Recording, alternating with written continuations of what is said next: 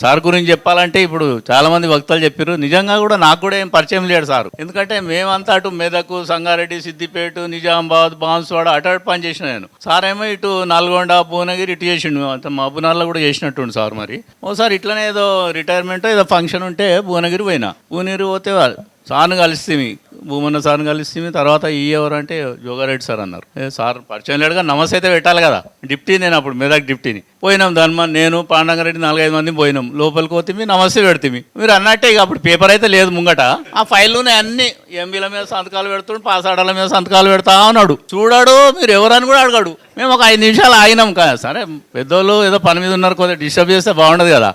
ఒకసేపు చూస్తున్నాం, ఏమైనా అడుగుతాడో మీరు ఎక్కడి నుంచి వచ్చారు, అసలు మీరు ఎవరు, ఏంది నమస్తే పెడుతున్నారు. మనం జనరల్గా అడుగుతాం ఎవరు వచ్చినా కూడా. ఓ సర్పంచ్ వచ్చినా, ఎవరు వచ్చినా, బయట వచ్చినా కూర్చోమంటాం, వీలైతే చాలా ఆపుతాం, లేకుంటే కనీసం ఏం పని వచ్చినా అని అడుగుతాం. సార్ ఏం అడుగుతలేడు. అరే 5 నిమిషాలు వెయిట్ చేసినాం, చూసి సార్ ఏం అడిగేటట్లేడని.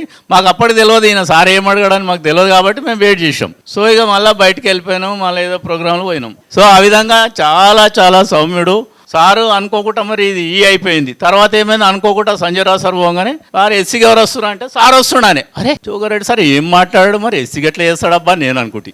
ఎవరినేం తెలియదు, కాంట్రాక్టర్ని ఏమంటాడు, ఎవరిని ఏమంటాడు, మరి ఎస్సీకి వచ్చి ఏం చేస్తాడని మళ్ళీ కొంచెం రియల్గా ఫీల్ అయినాం. తర్వాత ఏమైంది, ఎస్సీకి వచ్చిన తర్వాత 1-2 ఉంటాయి కదా మనకి సూపర్ చెక్ అనగానే సార్ని పిలవాలి. నేను అప్పుడు సంగారెడ్డి ఈయన సార్ని పిలిచినాము ఒకసారి ఎస్సీగా. ఓ స్లాబ్ ఉంది, పిఎస్సీ బిల్డింగ్ పెద్దది, 160 లక్షలది చూసిండు. ఇంకా సార్ గురించి చెప్పాలంటే మరి ఇప్పుడు ఆల్రెడీ వీళ్ళు మనోళ్ళు చెప్పారు, మరి ఈఎన్సీ పోస్ట్ మీద చాలా ఇబ్బందులు ఉంటాయి. మరి సార్ మరి ఇది ఒక్కటే కాకుండా మరి మొన్న మాకు డి టు ఈ ప్రమోషన్, ఈ టు ఎస్సీ ప్రమోషను, మాకు కూడా ఎస్సీ టు సి ప్రమోషన్ కూడా 4 ఇవ్వడం జరిగింది. మరి మెయిన్గా మా భావన్న గారికి అయితే 29 డిపిసి అయితే ఓన్లీ 2 డేస్లో. ఇప్పుడు సభాముఖంగా నేను సార్కు ధన్యవాదాలు తెలియజేసుకుంటున్నాను ఆన్ బిహాఫ్ ఆఫ్ భావన్న. ఎందుకంటే ఆయన అసలు సీఏ కాకుండే నాకు తెలిసి డిపిసిలో బాగా ఇబ్బంది అయిపోయింది, డిపిసి బాగా లేట్ అయింది మాకు.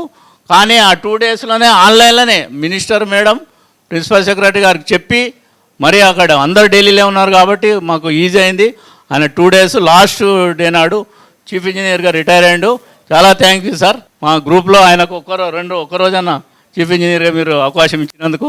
Okay, thank you sir. మీ యొక్క రిటైర్మెంట్ జీవితం అనేది మంచిగా జరగాలని కోరుకుంటూ ముగిస్తున్నాను. Thank you very much.